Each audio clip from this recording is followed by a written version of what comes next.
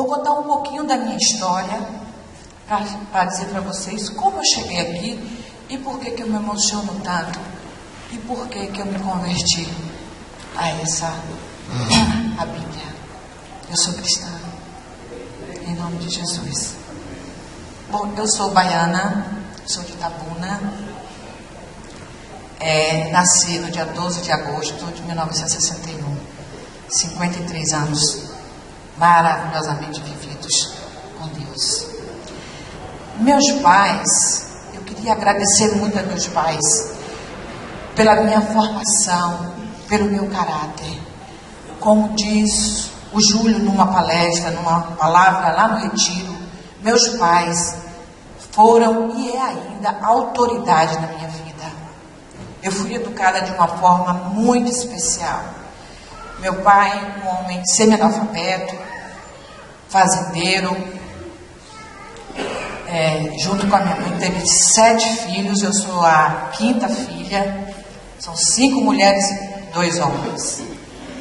E ele tinha uma preocupação muito grande na formação da gente. Ele tinha Deus no coração e expressava dessa forma.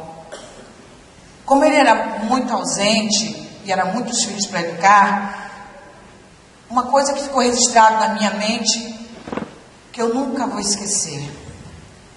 Ele deixava poesias, ele deixava textos, ele deixava cânticos para os filhos recitar ou cantar ou fazer cópia.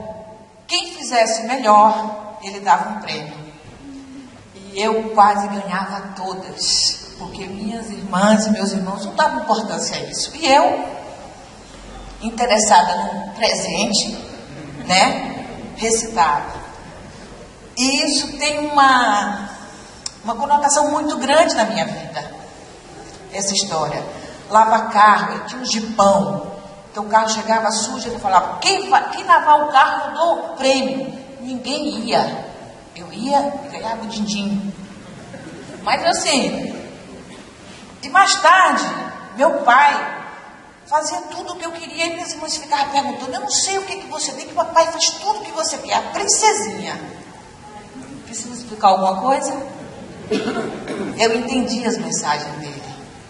E hoje eu fico muito feliz por isso. Aí você fala assim, como uma pessoa semi-analfabeta pode ser autoridade na vida de alguém? Meu pai foi convocado a ser juiz de paz da região. Um juiz convoca uma pessoa notória, uma pessoa para corresponder com ele. Na época, eu não sei como forma esse processo. Os advogados aí presentes sabem como é que é. Ele foi convocado a ser juiz de paz. E as histórias dele são histórias maravilhosas, que hoje faz parte da minha formação, do meu caráter.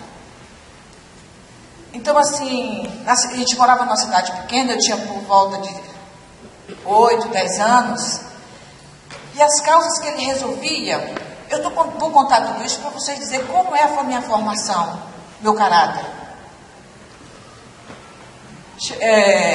Uma das histórias que me impressionou, na fazenda, um trabalhador pediu dinheiro emprestado ao outro para acudir a esposa que estava passando mal e tudo mais. Aí o outro, com pena, emprestou. E a pessoa não queria pagar. A pessoa que tomou emprestado não queria pagar. E ficou naquela confusão. Aí o rapaz, seu juiz, eu quero meu dinheiro de volta. Eu emprestei para ele, porque eu fiquei com dó dele. A esposa dele estava passando mal. E ele até agora não quer me pagar. Aí meu pai, como assim? Não vai te pagar? Vamos lá que ele vai te pagar. Eu me lembro que nessas histórias, a gente ficava assim, as meninas, as filhas, posso ir papai, bora, se comporta, hein? Aí a gente ficava lá só assistindo ele falar. Aí ele chegou pro rapaz e falou assim, rapaz, olha só, você emprestou o dinheiro a esse rapaz aqui, te ajudou numa situação difícil e você não quer pagar? Que coisa mais desagradável. Precisar chamar a mim para isso ser feito? Aí ele falou assim, mas tá bom. Aí pegou o dinheiro e jogou assim o dinheiro na mesa e falou assim, toma essa esmola. Aí meu pai, pode pagar. Aí o cara pegou, agora eu quero ver você pagar. Aí, mas como assim? Eu já paguei. Não, você deu uma esmola. Agora eu quero que você pague. Se você pode dar esmola nesse poste, o problema é seu. Então essas histórias, isso, né? Que sabedoria, no livro de Salomão. Que sabedoria. E aí o cara teve que pagar. Uma outra história foi de um fazendeiro que tinha uma fazenda grande, e tinha um outro do lado que tinha um pedacinho de terra. E nesse pedacinho ele tinha duas mandiocas, dois pés de mandioca, duas raízes de mandioca. E o povo da fazenda grande chegou lá na fazenda, comeu. E o rapaz que tinha ficou desesperado. E agora, o que eu vou fazer? O que eu vou fazer? Vamos lá falar com o juiz. Aí o juiz ouviu pro Zé. Rapaz, destruiu minha roça toda. Eu estou sem nada agora. O porco dele, ele não faz a cerca. O porco dele foi lá e comeu minha mandioca toda. E agora? Não tem problema, a gente vai resolver isso. Aí chamou o dono da fazenda, né? Rapaz, que história é essa? Você deixou-se fazer a cerca e comeu, destruiu a roça do Senhor aqui. Como isso pode acontecer? Isso não pode. Ele falou assim, mas seu juiz, são dois pés de mandioca, duas raízes. Então, você acabou com a fortuna do homem. E quem é você para dizer que a sua é melhor que a dele? Então tem que pagar, tem que fazer a cerca. Então são essas histórias sábias que não precisava chegar à violência. Meu pai sempre resolvia. E eu ficava assim encantada com a sabedoria dele. A minha mãe, equilibradíssima, ela estava com sede. Eu nunca vi minha mãe desequilibrada, eu nunca vi minha mãe brigando, reclamando de nada. E uma das coisas que eu fico na minha cabeça é como ela fazia o almoço. Irmãos, eram 9 pessoas, e de vez em quando chegava mais alguém, e ela simplesmente fazia o almoço assim. Ela pegava uma galinha, matava. Olha que nós tínhamos várias, era cheio o terreiro, mas ela pegava uma galinha e fazia o almoço. Eu falei assim, poxa, minha mãe é mão de vaca, caramba, meu Deus, são 9 pessoas contando, são 7 mais 2, que são eles 2, mas alguém que chega que ele nunca deixava de atender. Aí um dia eu falei assim, minha mãe, por que você fazia isso? Minha filha, se eu botasse 2 galinhas, vocês iam comer a galinha e deixavam a salada, a verdura, outras coisas que é mais importante. Eu não posso assistir um a um, é muito filho. Então eu faço disso para não deixar vocês sem aprender. Olha só, e hoje eu como de tudo. Não é verdade? Olha que sabedoria, olha que privilégio eu tive. Eu agradeço muito a eles. A minha vida estudantil foi linda. Tive excelentes professores, mas o que mais me aconteceu foi uma professora de português. Eu estava no primeiro ano científico, acho que alguém conhece aí, passou por isso. E ela era assim, aquela professora fera, cobradora, nossa. E eu tinha um vício horroroso, eu não acentuava as palavras. Não tinha jeito. A redação era perfeita, mas as palavras, todas elas faltavam acento. Ela me botou de recuperação. Eu fiquei humilhada, eu fiquei triste. Nossa, aquilo me deixou. Eu achei que a professora estava de hora com a minha cara. Lembrei muito de você, Lorena Paulo Júnior, quando você está aqui dando seus exemplos. Aí eu fui para a recuperação. Tirei a nota máxima. E para minha surpresa, quando ela foi entregar o resultado, ela veio com um buquê de flores e chorando. Para mim, falou, eu nunca vou esquecer disso. Minha filha, você é uma aluna brilhante, você é uma aluna maravilhosa. Mas hoje eu estou com minha consciência tranquila que o meu papel de professor e educador eu fiz. Olha aqui sua nota máxima, você é capaz. Esse vício você nunca mais vai esquecer. E essa atitude da minha professora, passei no vestibular por causa da pontuação da redação, passei de primeira. Passei numa prova, quando eu fui transferida com meu ex-marido para Belo Horizonte, para a Universidade da PUC, passei em primeiro lugar. E hoje, quando eu estou nervosa, quando eu estou agoniada, eu começo a escrever. E não me esqueço os acentos. Nunca mais. Olha o verdadeiro papel do professor. Sou ou não sou privilegiada? Mais tarde, a minha filha na 8ª série perdeu o ano. E ela fala: mãe, o professor é muito chato. Esse professor pega no meu pé, mãe. Ele não me deixa em paz, mãe. Eu falei: minha filha, eu vou conversar com o professor. Aí chegando lá, ele descreveu a minha filha. Sua filha é assim, assim, assim, assim. Ela faz isso. Aí eu fiquei: obrigada, professor. Você cuidou da minha filha. Cheguei em casa: você vai ficar de recuperação, você vai repetir o ano. Mas o teu professor conhecia você como eu conheço. E ninguém faz isso se não for por amor. Quando o professor pega no nosso pé, é porque ele quer que a gente aprenda. Eu estou falando alguma bobagem? Então você vai ficar de recuperação, sim.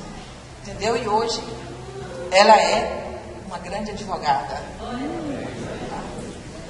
Bom, o caso do meu filho também é aquela pessoa linda que vocês viram aqui. Ele estava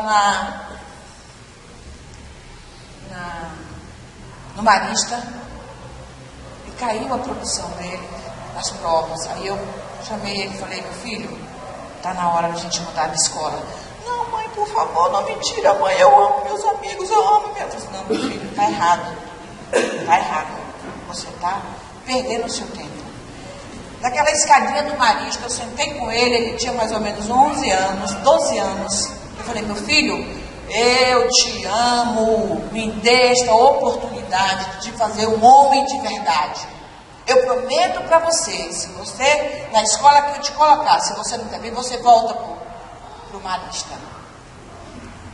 Eu estou falando essas coisas porque são histórias que eu lembro e a forma de como eu eduquei meus filhos. Eu tenho minha consciência tranquila que eu dei o meu melhor para eles. 2 filhos, um é médico e outra advogada. Eu estou muito orgulhosa com o meu papel cumprido. Casamento. Uma palavra também que eu lembro do Júlio, a sua palavra. Minha filha com 11 anos chegou em casa e falou assim: mãe, tá todo mundo na escola querendo beijo na boca, beijo na boca, beijo na boca. Eu sei, tem que fazer isso? Eu falei: por quê, minha filha? Porque você tem que... senão a gente fica chamada de BV. Eu falei: porra virgem. Eu falei: que é isso, minha filha? Ai, mãe, agora fala sério comigo. Que gosto tem o beijo? Eu falei: cuspe. Gosto de cuspe. Mãe. Minha filha, gosto disso, cuspe. Um beijo, minha filha, para quando você tiver quando você crescer, você vai escolher uma pessoa especial para você fazer essa experimentação. Mas por hora, é só cuspe. Quero isso não, é isso mesmo. Então assim, eu tenho essas tiradas. Eu lembro muito do meu pai. Essas coisas assim. Se alguém está passando por um momento desse, por favor. Tá bom? Casamento. Eu me casei com 21 anos de idade. Eu, aos 16 para 17 anos, eu fui modelo em Salvador, fui estudar em Salvador. Meu pai comprou um apartamento lá para a gente estudar, 7 filhos. E eu me sentia ociosa, eu queria ajudar meu pai, que não é brincadeira, gente, pagar a faculdade para essa filharada toda. Aí uma pessoa falou assim: olha, você tem jeito para modelo, você vai fazer modelo, você precisa fazer um curso. Eu falei: gente, como é que eu vou fazer esse curso? Esse curso é muito caro, não é o que eu quero, mas... Liguei para meu pai. Meu pai, preciso fazer o meu... Olha, gente, não sou analfabeta, que minhas irmãs não me perdoam por causa disso. Eu preciso fazer um curso que eu quero lhe ajudar. Mas como, minha filha, você vai me ajudar? Estudando. Eu quero lhe ajudar, eu quero pagar minha faculdade. E quando esse custa R$3.000, está mandado para você agora. Então eu consegui a confiança do meu pai. E um dia eu fui fazer um desfile lá em Itabuna, e ele ficou na cadeirinha e ele falou assim: nossa, você é muito linda, é filha minha. Então foi assim. Aí eu me casei, conheci meu ex-marido no mundo da moda. 1 ano e meio eu me casei, teve meus 2 filhos. E a gente fui morar em Belo Horizonte. Assim que minha filha nasceu, com 17 dias. Eu passei, gente, 2 meses no hotel, porque não tinha apartamento, não tinha nada em BH. E um dia eu cheguei num desespero muito grande, porque eu criança, minha filha era alérgica, eu tinha que lavar fraldas. E, meu Deus, eu fiquei agoniada. Meu pai, como é que eu vou fazer? Sozinha, primeiro filho. Eu sempre tive Deus no meu coração. Hoje eu sinto isso. O Espírito Santo sempre estava comigo. Aí uma vozinha falou assim: você larga de ser boba. Tem tanta mulher que sobe morro, desce morro de barriga e não reclama de nada, e você está no hotel com o luxo todo e ainda está reclamando. Sem vergonha, vamos lá, começa a fazer, começa a ter atitude. E aí eu parei de reclamar. Mulheres com filho pequeno, com uma menina de 17 anos na mão, sozinha, sem família, sem ninguém, no hotel, e alérgica a calça descartável, fralda descartável, eu passei um bocado, viu? Mas depois que essa vozinha falou comigo, eu fiquei mais tranquila e falei: eu estou indo bem bom e não estou sabendo. Eu tenho que aprender. Bom, irmãos, e nesse casamento, eu fui para Belo Horizonte, fui para São Paulo e parei no Rio. No Rio, meu ex-marido era um alto executivo e ele sofreu um sequestro relâmpago. A gente morava no Recreio, no condomínio. E aí ele ficou apavorado: eu tenho que sair do Rio, não dá para ficar aqui. Eu estou quase desse sequestro, cravaram 3 balas no carro dele, quase uma atingiu a coluna. Ele ficou apavorado. Aí vendemos tudo, ele pediu demissão do emprego dele, vimos para aqui, para o Espírito Santo. Nós estamos tudo aqui de novo. Uma vez eu vim passar 20 dias aqui e adoramos isso aqui em Guarapari, ficamos encantados com a cidade e vim para cá. Aí começamos a empresa, começamos a trabalhar, eu envolvida com ele, ajudando, coisa e tal. Com 1 ano eu já tomava conta da empresa, eu já dominava tudo. Ele se sentiu ocioso e eu falei assim: agora, o que eu posso fazer? Ele era advogado, ele falou assim: vou montar um escritório para mim de advocacia e você me banca até eu formar minha clientela. Eu falei: tá bom, tá perfeito. Aí, 5 anos eu banquei ele. Com 5 anos, ele me traiu com uma estagiária. A moça era casada e o marido da moça descobriu e veio me falar: irmãos, eu não consegui perdoar. Não consegui perdoar. Ele fez tudo, mas tudo que vocês possam imaginar para me voltar e eu não consegui. E eu tive a resposta aqui nessa igreja, porque eu não consegui. Depois eu vou falar para vocês. Foram 7 anos de separação. 7 anos. O Cardoso está aqui, ele pôde presenciar uma vez que eu fui no apartamento. Eu morava num apartamento de 320 metros quadrados, um apartamento enorme. E eu fui lá no apartamento, acho que pegar algumas coisas, não sei.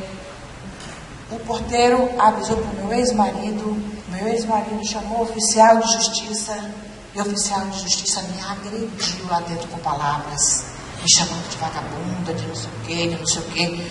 O Cardoso ficou assustado.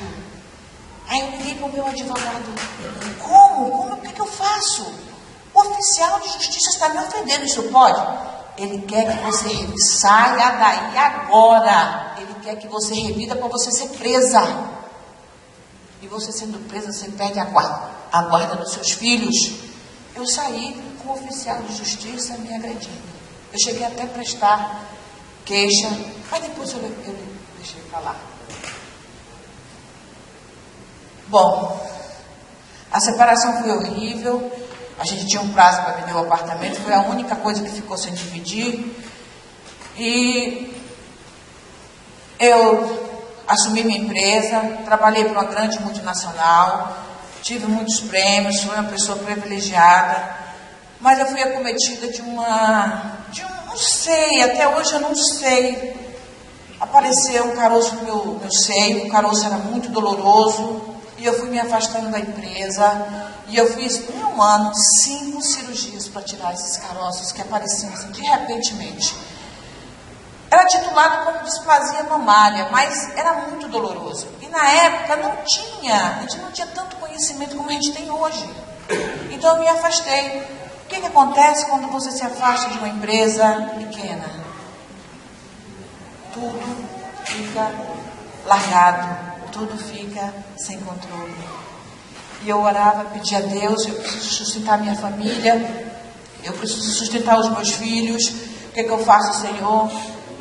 Vendi um pedacinho de terra que eu tinha recebido como herança do meu pai, mas não resolveu. Gente, ele fez tantas ações artilosas, porque ele era conselheiro da OAB, eu não sei se é ainda hoje, que me tirou do apartamento assim. Eu já estava sem meus filhos, que eu pedi para ele, olha, toma conta deles, até eu me reerguer, até eu voltar, ter com quem me sustentar, que eu falei. Hoje a gente não pode ficar longe do nosso negócio. A nossa presença é importante. Quem é empresário sabe disso. Eu falei. E eu fui parar no olho da rua. Sem ter para onde ir. Sem dinheiro. Com o nome sujo. Eu fiquei assim. Num dado momento, 15 homens no meu apartamento, desmontando tudo, pegando tudo, mexendo nas minhas coisas, botando numa caixa. E eu comecei a chorar e ficar desesperada. Aí ia para os vizinhos, não entendia nada, gente, eu fiquei na rua. Aí, eu fui parar na casa de uma amiga minha, porque minha filha avisou para ela o que estava acontecendo e ela foi me pegar. Mal deu para pegar minhas coisas pessoais. Eu fiquei sem chão, perdi tudo, já estava sofrendo porque eu estava sem meus filhos. Perdi, eu falei, Senhor, o que está acontecendo na minha vida? Por que eu estou passando por tudo isso, Senhor? Me guarda. Mas tinha uma vozinha que falava comigo, não se vinga, eu estou com você. Eu sei, irmãos, que antes de tudo acontecer, eu comecei a dançar. Eu gosto de dançar, é uma terapia para mim. E na dança eu fiz vários amigos. E na dança eu conheci meu varão, lindo e maravilhoso. Ele me acudiu, ele não me deixou em momento algum. Ele sabia da minha história antiga e estava construindo comigo essa história de amor que eu vivo hoje. E eu ficava assim, mas como? E as pessoas falavam assim, meus amigos do casamento sumiram todos. Eu não encontrei apoio nenhum. O que me dava sustentabilidade era o André e as pessoas que eu mal conhecia. Eu ficava assim, eu chorava muito, chorava demais. Aí teve um dia que o André me colocou no colo. Depois de chorar muito, eu disse, eu não aguento ver você chorando. Tudo vai se resolver. Ele fez uma oração, irmãos, que eu adormeci e acordei disposta. Acordei outra pessoa e perguntei para ele, eu quero conhecer seu Deus. Eu quero, que Deus é esse que fez esse milagre em mim? Eu quero conhecer seu Deus. E ele quer. Ele sabia que eu era espírita, que ia jogar no molhado, né? Mas ele teve paciência e me esperou. E aí a vida continuou, eu vendi tudo, peguei as coisas do depósito, vendi tudo, fui me sustentando com tudo que eu vendia. Irmãos, eu fui parar numa casa com 75 caixas enormes. Eu não esqueço do dia, essa casa foi o Cardoso que arrumou para mim. Eu não esqueço o dia que eu estava lá rodeada de móveis bonitos. Eu falei, Senhor, o que restou de mim? E as pessoas que entravam para comprar, eu vendia as coisas que eu paguei muito caro, por R$50, por R$100. Eu me desfazia assim. Eu não sabia se eu estava pisando no chão, eu estava assim, sendo guiada. Eu sofri muito, irmãos. Sofri demais, demais. E uma amiga minha chegou para mim e falou assim, eu vou levar você no terreiro da Umbanda, que isso é coisa de macumbaria. Você está batizada, que não sei. Irmãos, em um ano bateram no meu carro 4 vezes. Inclusive um cavalo atropelou meu carro. Vocês acreditam nisso? Edinho, você lembra disso? Do cavalo? Eu estacionei lá perto da casa da sua mãe e o cavalo se esbarrou no meu carro. Eu falei, que é isso? Fala sério. Então eu com essa... Aí eu fui lá. Aí chegou lá, aquele cheiro, eu nunca fui chegada a essas coisas. Aí tinha um senhorzinho no banco, me chamou, aí eu fui lá, minha filha, a partir de hoje, você não vai chorar mais. Eu falei, como assim? Você não vai chorar mais. Sabe por quê? Seu papel de mãe você já cumpriu. Seus filhos estão bons, estão ótimos. Eles são meninos excelentes. Você está com a sua missão. Vá para a sua casa e vai resolver a sua vida. Irmãos, realmente, nunca mais eu chorei por causa dos meus filhos. E entreguei para Deus. Bom, aí a vida, eu fui recuperando, fui ser corretora, não gostei, porque o ambiente é um ambiente muito pesado. Eu sou meia, assim, eu falo muito com o coração. E o ambiente ali era muito... Não gostei. Fiquei 5 anos como reitora e não gostei. E hoje eu administro as minhas coisas e sou do lar. Procuro emprego, mando currículos. As pessoas me dão nota 1000, mas ninguém me contrata. Fazer o quê? Eu falei, Senhor, eu emburreci, mas o que tu quer comigo, Senhor? E eu, André, cadê sua igreja? Ele me pediu para parar de ir no centro espírita. Eu fazia reuniões muito pesadas. Desde quando eu chegava em casa, eu chegava muito nervosa. Aí eu parei. Tá bom, então me leva a sua religião. Ele, nada. Aí tem alguma coisa de errado. Mas eu fiquei na minha. Tem uma mesinha lá. Bom, eu vendi tudo. E eu lembro de uma vez que... Nesse apartamento que a gente comprou, o André gosta muito de receber visitas, a gente não tinha mesa para servir, né? E eu, poxa, como é que eu vou fazer, Senhor? Eu sou do improviso, viu, irmãos? Eu improviso demais. Peguei, tirei a porta da área de serviço, botei 2 banquinhos, botei uma toalha bonita. Olha, passou que ninguém percebeu. E André... Isso, por que você fez? Você pegou isso aonde? Vamos lá. Só tinha amigos. Eu levantei a toalha. Olha, gente, a grande mesa que eu acabei de... Ele ficou assim, você não tem jeito, você podia se machucar, você podia isso. Deixa comigo, eu estou com Deus. Aí um belo dia, ele falou assim para mim, eu continuei orando, para que ele me levasse para a igreja, porque eu tinha certeza que o Deus dele era maravilhoso e eu queria conhecer esse Deus. Aí apareceu o Marcelo Baiano. Lembra? Marcelo Baiano foi lá em casa. Aí vou levar você para a igreja, você precisa voltar para a igreja, porque você é um servo de Deus, que não sei o quê. E eu, opa! Estou conhecendo a história. Aí nós fomos lá para o Manancial, de Vila Velha. Mas, irmãos, não me tocou. Eu era observadora só. Continuei orando. Ele foi algumas vezes na igreja, depois falou, continuei orando, pedindo a Deus, Deus, eu quero conhecer você, esse Deus maravilhoso. Aí um dia, a vozinha sempre me falava, olha, Até o deserto, não falava assim, hoje eu sei que foi o meu deserto, é de 10 anos.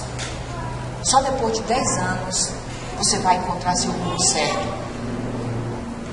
Eu tenho essa vozinha que fala comigo, hoje eu sei quem é que fala comigo. Hoje eu sei que é o Espírito Santo. Meus filhos me chamavam de mãe de Ná, porque eu adivinhava algumas coisas. Eu falava assim, não sou, eu tenho horror, se eu fosse uma pessoa, se eu não fosse de Deus, eu já estava jogando carta aí, dizendo, falando do futuro das pessoas. Eu não sou isso, eu não quero ser isso não me pertence. Aí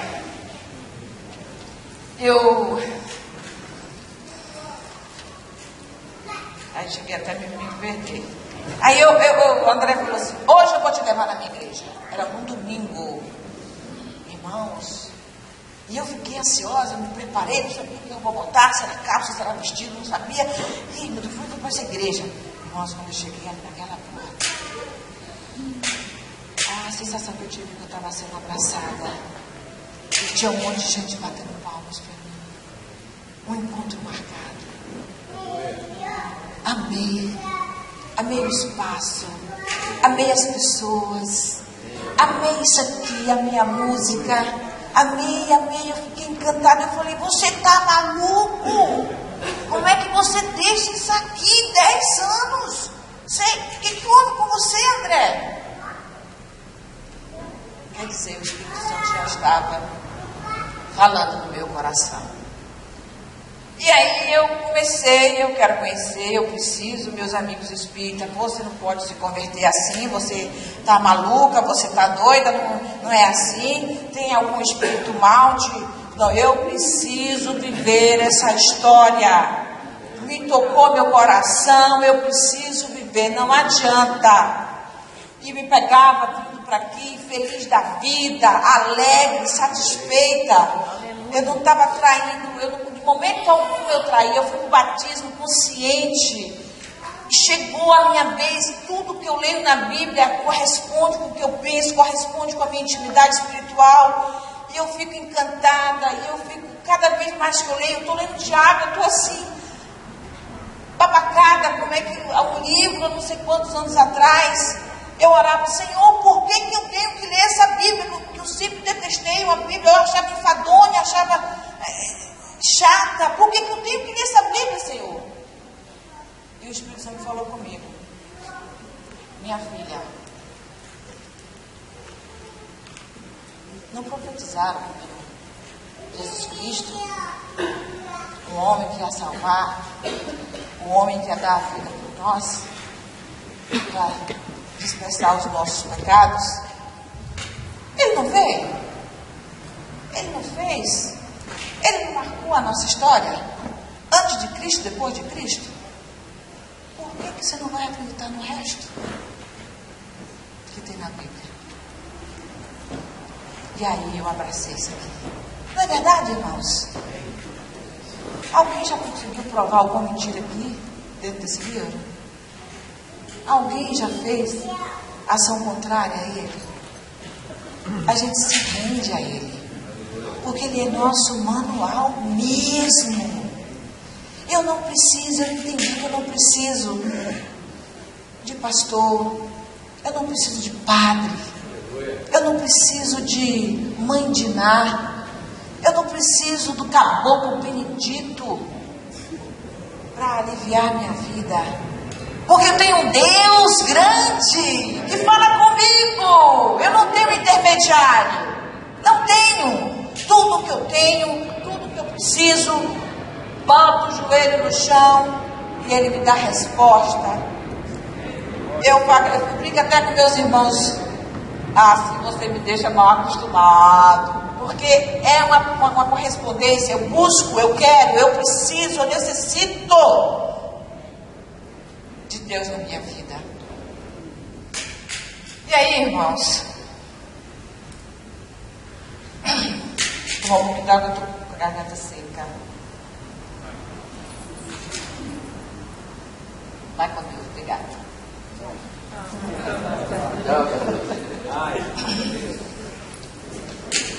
Aí, num dado momento, estou sentada aqui, pulando, cantando, glorificando a Deus. Eu fiz a pergunta que ninguém nunca me respondeu. Cartomante, Caboclo Benedito, Iemanjá. Perguntei, Senhor, por que, Senhor? Eu amava tanto a minha família. Por que, Senhor, eu não quis voltar? Se eu sou uma pessoa generosa. Orei, pedi, perguntei, ele me respondeu, os irmãos. Eu fiquei. Ele falou assim, olha só, minha filha, eu te salvei. Teu ex-marido, por causa da bebida, ia te matar. Eu te salvei, por isso que eu te coloquei no deserto. E eu estava no deserto sob minha custódia. Aí eu entendi realmente, irmãos, por 3 vezes, meu ex-marido botou revólver na minha cabeça quando ele bebia. E ele não aceitava a situação, e ele não queria. E eu ficava assim me perguntando, ele ia te matar, irmãos, quantas histórias a gente vê no jornal, de marido matando mulher, mulher matando marido, por motivos fúteis. Eu ia ser uma vítima. Eu catequizando meu filho, eu falei, meu filho, ele nunca frequentou religião nenhuma, nunca dobrou o joelho para nada. E eu catequizando ele, falando com ele, meu filho, você estuda o corpo humano, não estuda? Ele falou, estudo, mamãe. Tem alguma coisa mais bonita que isso aí? Você conhece alguma máquina mais perfeita que esse corpo humano? Ele falou assim, não, mamãe, não conheço. Você acha que por detrás dessa coisa perfeita não existe uma energia, um sopro divino? Você acha que é só o acaso? Ele, não, mamãe. Tem coisas inexplicáveis. É desse sopro que eu quero falar para você. Vem comigo, que eu vou te mostrar aonde você vai encontrar este sopro. E ele veio e aceitou Jesus. Entendeu? Bom, aí, depois dessa manifestação, eu chorei muito. Eu comecei a entender a misericórdia de Deus. Deus às vezes faz a gente passar por certas situações que a gente fica se achando que nós estamos sem proteção, que nós estamos esquecidos, mas não. E eu tenho certeza que é aqui que eu vou fazer a minha missão. O Espírito Santo está me incomodando muito. Agora, uma outra vez, orando aqui, e eu perguntando, o Espírito Santo, fala comigo, fala comigo, fala comigo. E um dia, orando em casa, ele falou assim, caramba, minha filha, nossa mãe, graças a Deus que você me reconhece como Espírito Santo de Deus. Eu não sou pastor Damião, eu não sou Iemanjá, eu não sou nenhum caboclo, eu estava com você o tempo todo, só agora você reconheceu. Graças a Deus, quem fala sou eu, Espírito Santo de Deus. Não tem caboclo, não tem pastor, sou eu. E agora eu vou cuidar da sua vida. Preste atenção, me busca, que eu vou te ajudar. Você é minha filha e não vou deixar mais ninguém te atormentar como te atormentaram. E eu recebi isso, irmãos. Vocês não sabem com que emoção eu senti. Eu estou chegando ao final. Existe uma coisa na minha vida que me incomoda muito. Isso desde pequenininha. A escravidão. É uma coisa que eu não consigo entender, que toca meu coração, que eu fico muito triste. Eu queria convidar a esse senhor que está fazendo 89 anos, que chegasse aqui perto. Eu queria prestar homenagem ao Senhor. E que essa homenagem se estenda a todos os negros que tem aqui na igreja. Eu sempre quis fazer isso, mas eu tinha medo de ser mal interpretada, tinha medo de ser caçoada. Eu sou metida poeta. Os professores de plantão, que me perdoem, tá?